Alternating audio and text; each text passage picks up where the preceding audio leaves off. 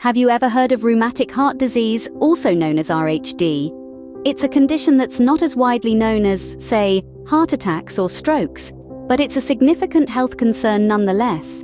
You see, rheumatic heart disease is a serious complication that can develop from rheumatic fever. This fever is an inflammatory disease that can sneak up on us when streptococcal throat infections, like strep throat or scarlet fever, are not adequately treated. Most commonly, it's children and adolescents who bear the brunt of this condition. The inflammation caused by rheumatic fever can lead to damage of the heart valves. And this, in essence, is what rheumatic heart disease is. So, to boil it down to its simplest terms, RHD is an abnormal immune response to a common type of bacterial infection. It's a condition that's largely preventable, but still manages to affect millions around the globe. You might be wondering what causes RHD and how common is it?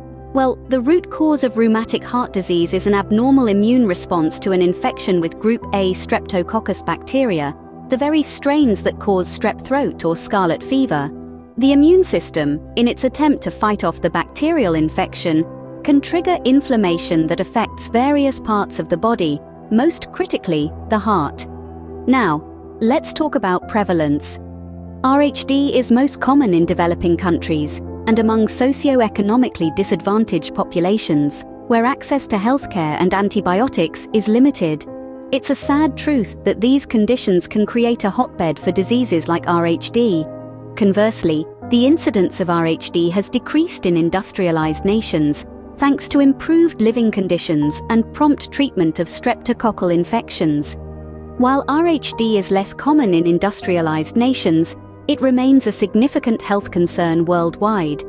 So, how does this disease manifest itself, and how is it diagnosed? Rheumatic heart disease, or RHD, often exhibits symptoms such as fatigue, chest pain, shortness of breath, and palpitations. These symptoms might seem common to many conditions, making RHD a bit of a chameleon in the world of diseases. But as the disease progresses, more serious complications may arise, including heart failure, arrhythmias, and infective endocarditis. Now let's talk about diagnosis. It typically starts with the clinical presentation and a history of streptococcal infection. A physical examination might reveal signs of the disease, but the real game changer here is echocardiography. This diagnostic tool allows healthcare professionals to assess heart valve function and detect any damage. Echocardiography can provide a clear picture of the heart's condition, leading to a more accurate diagnosis. Accurate diagnosis is key in managing RHD and preventing further complications. Once diagnosed with RHD, what steps can one take to manage the condition and prevent further damage? The first line of defense against rheumatic heart disease is treating the underlying streptococcal infection. Antibiotics, typically penicillin or a suitable alternative, are used to combat the bacteria causing the infection. Anti-inflammatory medications such as corticosteroids may also be employed to control the inflammation. In severe cases where the heart valves have been significantly damaged, surgical intervention may be necessary. This could involve repairing or even replacing the damaged valves. Prevention plays a pivotal role in managing RHD. Primary prevention focuses on the prompt and effective treatment of streptococcal infections, particularly in children who are more susceptible. Secondary prevention, on the other hand, aims to prevent recurrent attacks of rheumatic fever, thereby reducing the risk of developing RHD. Remember, prevention is always better than cure, especially when it comes to RHD. On a global scale, what is being done to combat RHD? Various international organizations and health agencies are stepping up to the plate to tackle rheumatic heart disease head-on. These groups are hard at work, raising awareness about the disease, especially in regions where it's most prevalent.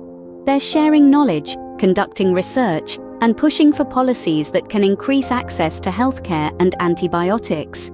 Moreover, these organizations are striving to implement preventive measures, such as mass sore throat screenings and vaccination campaigns, essential for reducing the global burden of RHD. They are also advocating for better living conditions and nutrition, as these factors play a crucial role in the prevalence of the disease. The fight against rheumatic heart disease is a collective effort, encompassing international cooperation and community involvement. Remember, every effort counts, no matter how small. Together we can all play a part in reducing the impact of RHD. Remember, awareness and prevention are our strongest weapons against this disease.